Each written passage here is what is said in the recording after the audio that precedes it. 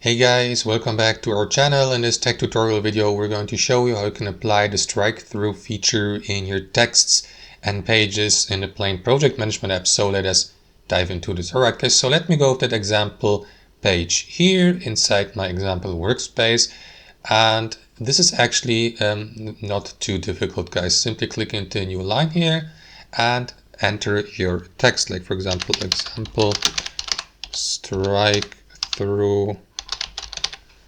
And after that, highlight the text and you will see these text customization options here. So amongst these, you will see the strike-through option. Click into it and that's it. Alternatively, guys, you may simply skip into a new line and make sure that the strike-through feature at the top is selected. You may also use the shortcut Command-Shift-S or Control-Shift-S.